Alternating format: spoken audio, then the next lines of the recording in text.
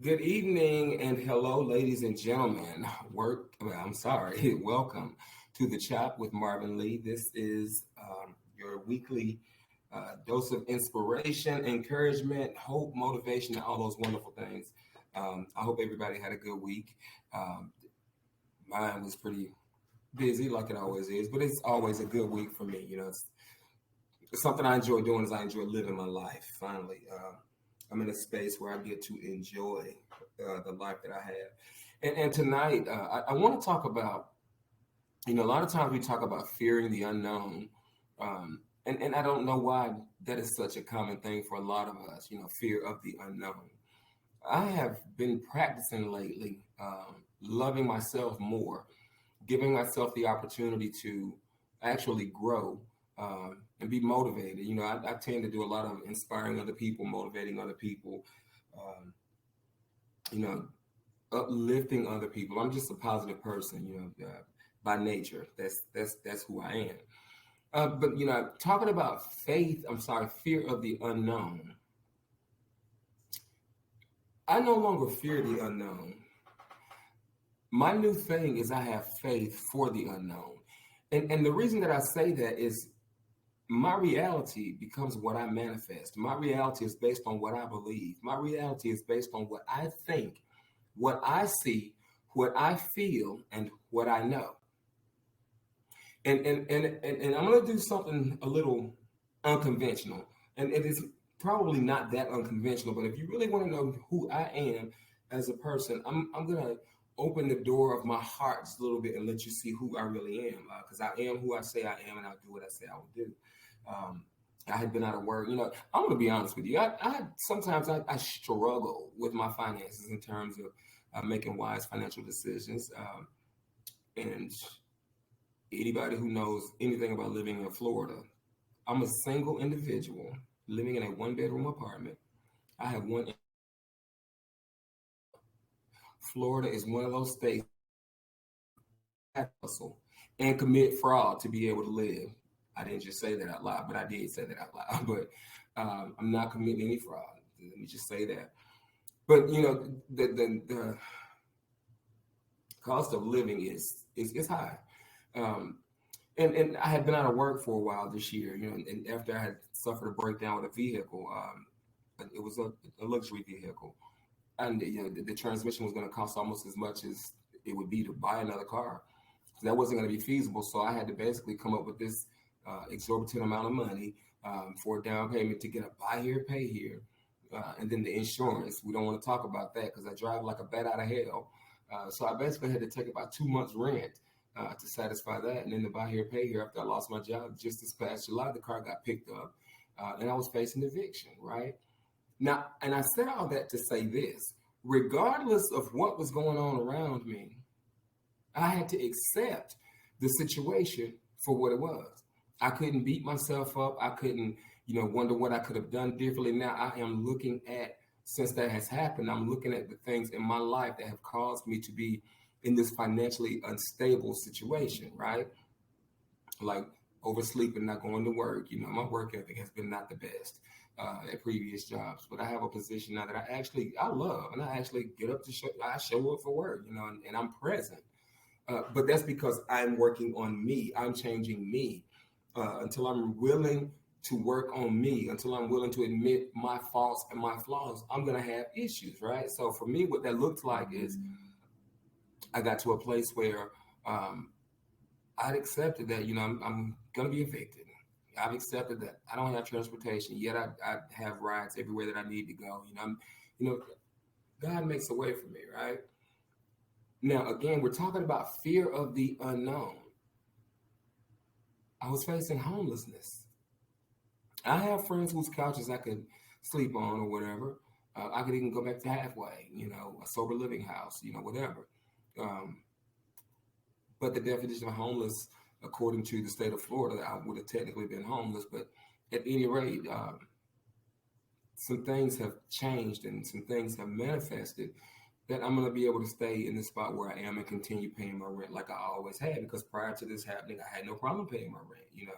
It's not that I'm a deadbeat or anything that, and I did have struggles, or I was struggling with my finances at the time, but I don't play about my rent because I need a place to lay my head. And I made this space my space, and I love the energy of my space. It's very welcoming, it's very inviting, it's very loving. It reflects me. And again, I'm talking about all of this because I've basically created I've created my reality because I remained positive throughout all of this. And I decided that regardless of anything else, I would do nothing else but continue to believe that although I'm going through a storm, I will not let the storm go through me. I will remain calm. I will remain peaceful. I will remain serene. I will continue to walk in faith. I will continue to have hope that things are going to work for my good. The situation doesn't have to be good. It doesn't have to feel good, but I know that it's going to work out ultimately for my good. So again, with that being the case, I would tell myself things like, "You've been through worse. You've you made it through more than this. This may be a struggle, but you know your struggle will become somebody else's survival guide." I was telling myself different things. I'm talking to myself. I'm motivating myself. I'm reminding myself exactly who I am. I am light. I am love. I was made with divine intention. I can. I will. I am enough. And something else that I know too. Sometimes struggle is a part of the plan that God has for your life. Struggle is a part of God's will. If I never struggle and I'm always on the mountaintop, how can I ever help anyone who is going through something? What qualifies me to be able to speak words of encouragement if I've never had to be encouraged? Um, and so, with that being the case, I just believe I'm one of those people that, again, I'm careful about what I think. I'm careful about the things that I entertain. I'm careful about the people that I embrace. I'm careful about the people that I welcome into my space.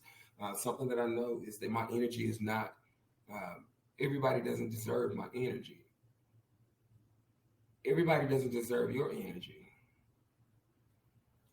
I basically, again, I create my reality. Life is not about a process of discovery as much as it is about a process of creation. Um, and you may be thinking to yourself, that sounds like hard work. That sounds like that's too much to do. No, I just know what I want for myself. I know what I deserve. And I set my focus on the things that I feel like I deserve. Again, it's about what I think, what I see, what I hear, what I feel, what I know. Uh, and the reason that I am that way is because at the end of the day, one of my greatest desires is to leave a mark, to leave a positive impression on this world. Um, we don't change the world by changing the world. We change the world by changing one person at a time. And I reach one person at a time by reaching one person at a time. Whether it's giving someone a shoulder to cry on, whether it's someone venting to me. It's not necessarily that they need advice, but most of my friends already know that I'm that friend that if you're talking to me, I know when you need a shoulder, but I also am that friend that knows when you need a word of encouragement, or I'm not going to lecture anybody. I don't have time for that. But I'm gonna give you something positive. If you're negative, that's fine. If you bring that negative energy to me, I'm equipped to handle that negative energy because I know how to disconnect from people, detach from people, and go into a place of solitude, which I call my refuge. And I know how to detoxify myself from that negative energy. So again, I just want to, leave a favorable impression on this world. I want to make it better for the next person. I want to leave people better than I found them because somebody took a chance with me to leave me better than they found me, and I appreciate that.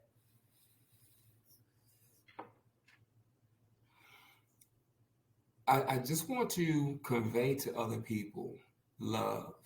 I want to convey to other people acceptance. I want to convey to other people tolerance.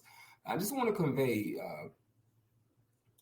joy and freedom because we can, all of those things, all of us are deserving of those things. A lot of us may not ever enter into those things because we don't think we deserve them, or we're not willing to put forth the effort to make sure that happens. But it doesn't change the fact that You deserve a life of peace. You deserve a life of freedom. You deserve a life of joy, hope, all those beautiful things, right? And if I don't think I deserve that, then I'm telling myself automatically I don't deserve it.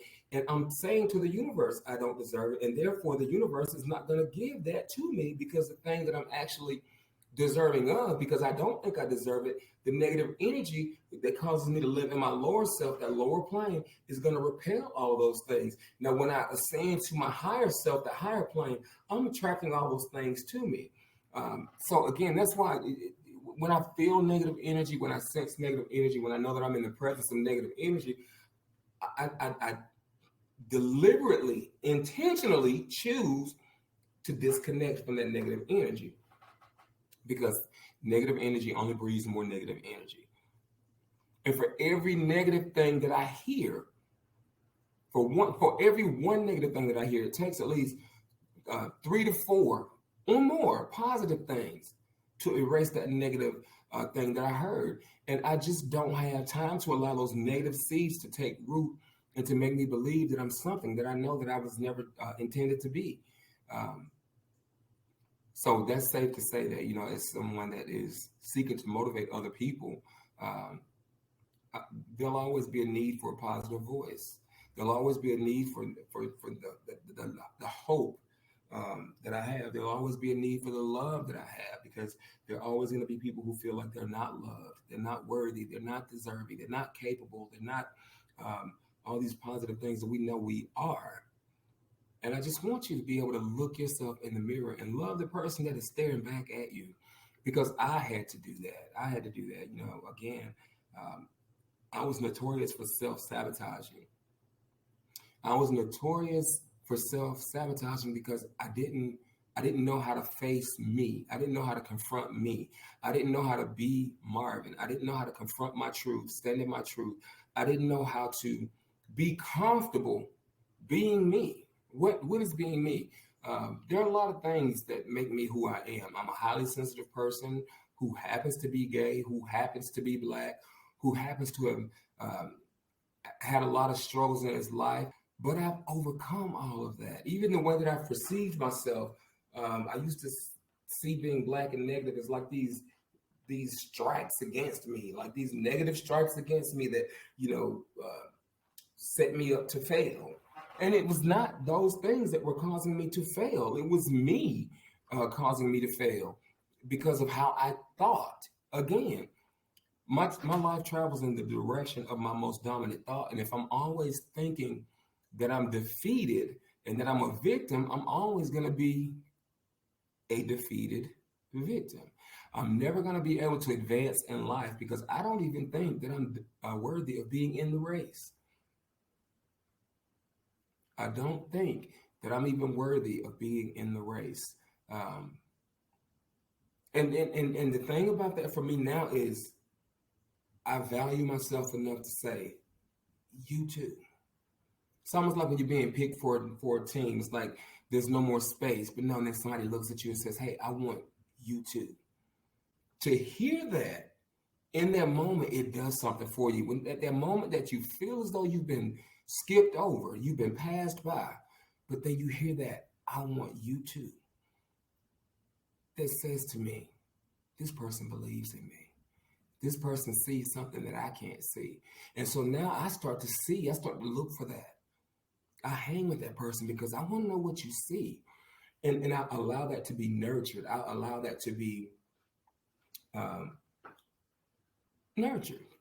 Basically, there's no other way to say it. I allow it to be nurtured. I allow it to be cared for. I allow it to be eventually harvested because it's going to manifest. And when things flow the way that they're supposed to flow, like uh, I was always an angry kid. I was always mad. There was so many different things that I was mad about. And I was mostly mad because nobody ever stopped to take the time to ask me, why am I mad? As opposed to just calling me Mad Marvin. But somebody saw the love in my heart and how kind and how gentle I really was one day. And they started spending time with me. That was my uncle. And he spent a lot of time with me and he saw me. And when he saw me, guess what? I saw me too. Healing begins the moment a person feels heard. or healing begins the moment a person feels seen. I felt like I was seen by him. I felt like I was heard by him, and he became my hero, right? Which really, we should be our own heroes. We have superhero powers, whatever. But whoever it is that you identify as that hero, stick to them because they're going to nurture you. They're going to love you. They're going to show you things about yourself that you didn't even see. But my uncle was that for me. He saw me, he heard me, he valued me. Um, and I try to do that for other people. I want to make sure that I see you and that you know I see you and that you know that I value you and that I hear you. Now, sometimes, yes, it may be true that some of the things that we see with people, some of the things that we hear from people makes us wonder, or some of those things make us wonder, do I really value this person? No, I love the individual. I don't have to like you to love you. I just have to love you. That's it. And that sounds like an oxymoron or a conundrum, but no, I don't have to like you to love you. I love you enough to, if you are in a dire situation and I'm in the position to help you, I'm going to help you. I'm going to help you. Even if I don't like you, I'll help you because I do love you. But if I don't like you, and even if you're hanging with somebody that I do like and I don't like you, I am not dealing with them because they're dealing with you in that moment. And that sounds petty. It really sounds petty, but it's not. I see the energy that is present. And this is my disclaimer. If I don't like you, that dislike is not forever. That dislike is not permanent. It doesn't have to be. That dislike is contingent upon whether or not you do the necessary growing and shifting of your energy. Because again, you might not like me, and I wouldn't expect anybody to hang around me if they dislike me. Because the thing about me that you don't like, what is it? Now, I'm careful to note this. If I spot it, I got it. If there's something in another person that I don't like, it's because there's something about them that reminds me of me. So I'll identify that thing, I'll change it. So whether one of us is going to change, either I'm at a place where you don't like something about me because you don't like that about yourself, or I don't like something about you because I don't like something about myself. But at the end of the day, the goal is that one of us should recognize this truth and change as a result. And if that's the case, I'm going to make that change. And at that point, no longer do I dislike you. Now we've built a friendship. We have a bond that has been established because we were able to get past something that could have been an issue. I've heard plenty of people say that, I didn't like such and such, or I couldn't stand this one, I couldn't stand that one. And then we sat and had a conversation one day, and all of a sudden, I realized we were just alike. I love them now, whatever. And that's what happens as we continue on our journey to evolve, to ascend, to grow. We begin to change. And it's something I've learned in my life with other people. I don't pray for God to change other people anymore. I used to a long time ago because that's part of being a control freak. God changed them. I don't pray for God to change people anymore. I pray for God to change me. If I change, regardless of whether the other person changes or not, it's irrelevant. It becomes a moot point. It doesn't matter. I've changed, and I'm willing to grow because I'm willing to be true to me. And no longer do I want to miss out on opportunities and cause relationships to suffer because I'm not willing to change what needs to be changed about me. And I can honestly say, looking at my life, which is weird because a lot of you guys know that I suffered from addiction, and really I just thought about it today. I have 4.5 years clean, exactly 4.5 years clean today. From all drugs and alcohol and whatnot, but I've done a lot of growing in that time. It's given me the opportunity to be able to practice that rigorous self-honesty, fervent self-love. I've been able to really connect with other people on a level that I don't per se have to have people in my space 24/7, which is something I feel like I was so codependent on people before, needing validation from others. And even nowadays, I can catch myself asking somebody what they think about something that really it doesn't matter what they think. It just matters what I think. But seeking the validation from other people, feeling as if I need approval to be me. And I finally had to learn how to stand in my own truth and realize that I am valued for who I am, just how I am. You're valued for who you are, just how you are. And there's nothing that anybody can say or do that is going to diminish your value. There is nothing that anybody can say or do that will diminish your value. There is no reason that you need to fear the unknown because you have the ability, the wherewithal, the capability to create faith for the unknown by what you think, by what you speak, by what you see, by the energy that you allow into your space. Um, I don't want to be the smartest person in my circle. I want to be an intelligent person, but I don't want to be the smartest person in my circle because there's always somebody that can teach me something. I always want to remain teachable. I always want to remain uh, honest and humble and honestly humble. But I always want to be a student of life. I always want to be taught something. I always want to be able to grow with the flow, not just go with the flow, but I want to be able to grow with the flow. Um, I want to be able to understand uh, what isn't typically understood. I want to be able to analyze the things that are happening for me so that I don't think that they're happening to me. Because if I realize that things are happening for me, no longer am I coming from a place of a victim's mentality. I'm coming from a place of someone who understands that I am the captain of my own ship. I have the ability to soar and to no, not to soar, to sail. Birds soar, ships don't, ships sail. I'm the captain of my own ship, so I have the ability to sail wherever I desire to sail. That's up to me. That is not up to you. I will get out of my life what I put into my life. Um, when I sit here and I recount these past 4.5 years, when I recount exactly how my life has changed from a visual perspective, it's like I still see pictures now of myself from 4.5 years ago, and just I see a different light with myself. I look the same. I mean, I've gained some weight, yes, some healthy weight. Love that, love that. I just feel so much better about myself. I feel like my beauty flows from within, deep within my soul. And that it gives me the ability to be able to connect with other people and actually bring out what is already in them. You know, I've had people to say, you know, that I want to thank you for this, or I want to thank you for that. You gave me the courage to do this, or you gave me the courage to do that. And I tell them, no, I didn't give you anything. It was already there. Thank you for allowing me uh, to become a part of your life and to reach you. That's what it's all about. It's just reaching out to somebody who needs a helping hand, a spiritual helping hand.